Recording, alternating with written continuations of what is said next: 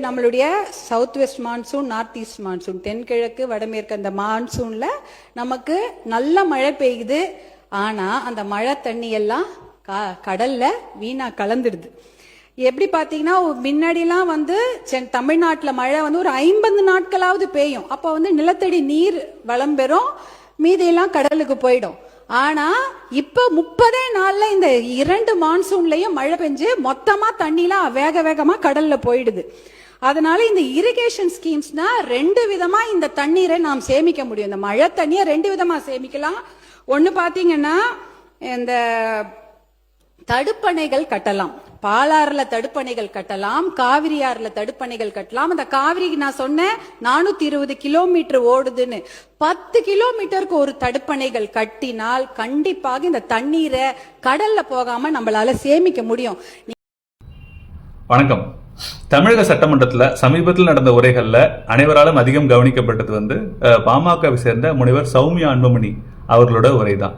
ஏன்னா அவங்க விவசாயம் சம்பந்தமாகவும், வேலைவாய்ப்பு சம்பந்தமாகவும், பெண்கள் மகளிர் பாதுகாப்பு, குழந்தைகள் பாதுகாப்பு சம்பந்தமா நிறைய விஷயங்களை புள்ளி விவரங்களோட தரவுகளோட ரொம்ப எமோஷனலாக கனெக்ட் ஆகி அவங்க பேசினது பல விதமான மக்களையும் ஈர்த்திருக்கு. அது எல்லாருமே ரொம்ப பாராட்டுறாங்க. ஒரு அரசியல் குடும்பத்திலேருந்து வந்தவங்க அந்த மாதிரி ஒரு அரசியல் பேச்சு இருக்கும் அப்படின்னு அவங்க எதிர்பார்த்த காலத்தில் அவங்களுக்குன்னு தனித்த ஒரு பர்சனாலிட்டியோட எல்லா விஷயங்களையும் நிறைய ஆராய்ச்சி பண்ணி புள்ளி விவரங்களோட அவங்க பேசினது எல்லாரையும் ஆச்சரியப்படுத்தியிருக்கு. ஆனால் இது பொறுக்காத ஒரு கும்பல் அவங்கள நேத்திலேருந்து பர்சனல் அட்டாக் பண்ண ஆரம்பிச்சிருக்காங்க. குறிப்பாக என்ன சொல்கிறாங்கன்னா, சௌமியா அன்புமணி அவர்கள் நேற்று பேசும்போது என்ன சொன்னாங்க, காவேரியில் நிறைய நீர் வருது, மழை மூலமாகவும் தமிழ்நாட்டுக்கு நீர் கிடைக்குது, அந்த 2 நீரையும் நம்ம தேக்கி வைக்கணும், ஏரிகளை தூர்வாரி அதே சமயம் தடுப்பணைகளை கட்டி சின்ன சின்ன தடுப்பணைகள் 0.25 1/2 TMC 1 TMC மாதிரியான சின்ன சின்ன தடுப்பணைகள் மூலமாக அந்த நீரை சேமித்தோம்னா நிலத்தடி நீர் உயரும். அப்படி உயர்ந்ததுன்னா விவசாயமும் குடிநீரும் பயன்பாட்டுக்கான நீரும் நமக்கு கிடைக்கும் அப்படின்னு அவங்க சொல்லி ஒரு கருத்தை சொல்லியிருந்தாங்க. ஆனால் இதை பற்றி பேசக்கூடிய சில டுபாக்கூர் சூழலியல்வாதிகள் என்ன சொல்கிறாங்கன்னா, காவேரியிலேருந்து தண்ணி வங்கக்கடலுக்கு போகாமல் போனால் வங்கக்கடல் வத்தி போயிடாதா அப்படின்னு ஒரு கருணையை வெளிப்படுத்துகிறாங்க. இப்படி ஒரு உருட்டை நான் என் வாழ்க்கையில் பார்த்ததே இல்லை. ஏன்னா வங்காள விரிகுடா அப்படிங்கிறது ஒரு சின்ன ஏரியோ குளமோ கிடையாது. வாய்க்கால மூடிட்டிங்கன்னா ஏரி காஞ்சி போயிடுமே அப்படிங்கிறதுக்கு. வங்காள விரிகுடாக்கு ஒரு ஆண்டுக்கு 2,70,70,000 TMC டோட்டலாக இன்புட் தண்ணி வருது. அதில் 1,60,60,000 TMC வங்காள விரிகுடாவில் நேரடியாக மழையாகவே பெய்யுது.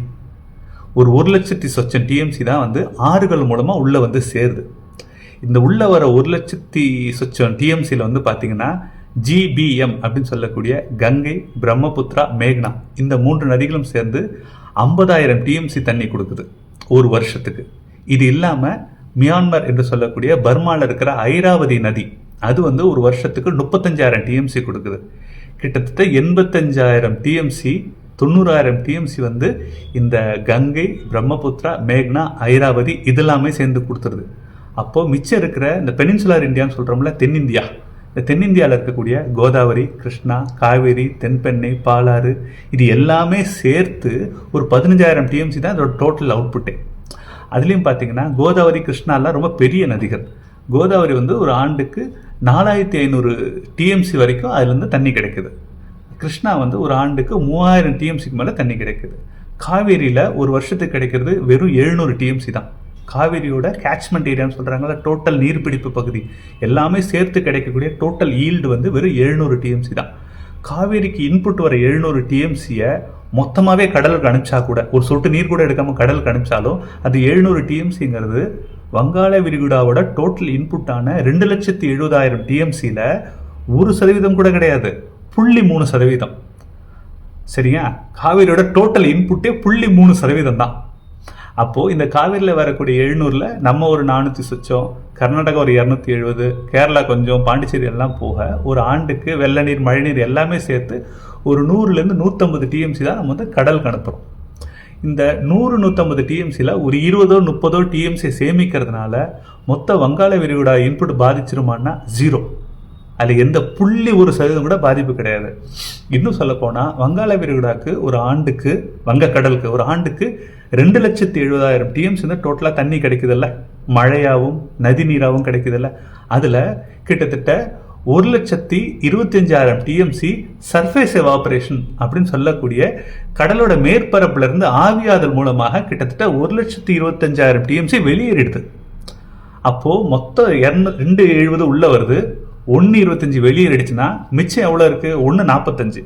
இந்த 1,45,000 டிஎம்சிங்கிறது ஒவ்வொரு ஆண்டும் வங்காள விரிகுடாவோட நெட் ப்ராஃபிட், நெட் இன்க்ரீஸ். இந்த நீர் அதிகமாகிட்டே போகுது. உலக முறை எப்படி பல்வேறு காரணங்கள்னால கடல் மட்டம் உயர்ந்துட்டே போதோ அது மாதிரி வங்காள விரிகுடாக்கு ஒரு ஆண்டுக்கு 1,45,000 டிஎம்சி அதிகமாயிட்டே போகுது. இந்த 1,45,000 டிஎம்சியில நம்மளோட 20 டிஎம்சியோ 30 டிஎம்சியோ குறையறதுனால அந்த கடல் வத்திலாம் போகாது. கடல் இன்னும் வேகமாக கடகடன் எழுந்துகிட்டே வரும். இன்னொரு 50 வருஷத்துல சென்னை உட்பட பல்வேறு கோஸ்டல் கடற்கரை நகரங்கள் அதில் பல கிலோமீட்டருக்கு கடல் உள்வாங்கிற அளவுக்கு அது சுச்சுவேஷன் மாறிடும். அப்போது வங்காள விரிகுடா குறையில வருஷம் 1,45,000 டிஎம்சி அதிகமாயிட்டே தான் போகுது. நம்மளோட 20-30 டிஎம்சினால அதில் எந்த மண்ணு விழுந்துறது, அதனால யாரும் கவலைப்பட வேணாம். என்னோட சஜஷன் அல்லது வேண்டுகோள் என்னன்னா, இந்த திடீர் திராவிட சிசுக்கள் எல்லாருக்கும் என்னோட வேண்டுகோள், தனிப்பட்ட ரெக்வஸ்ட் என்னன்னா, தயவுசெய்து நீங்கள் உங்களுக்கு பழக்கமான இந்த ஆடை சுதந்திரம், கட்டற்ற பாலியல் சுதந்திரம், யார் வேணால் யார் கூட வேணால் போகலாம், அது தனி மனித சுதந்திரம், தாலிங்கிறது அடிமைத்தனம், அடுப்பாங்கரையெல்லாம் உடைக்கணும், இந்த மாதிரி உங்களுக்கு பழக்கமான டாபிக் பற்றி மட்டும் பேசுங்க. நாங்கள் எதுவும் தலையிட மாட்டோம்.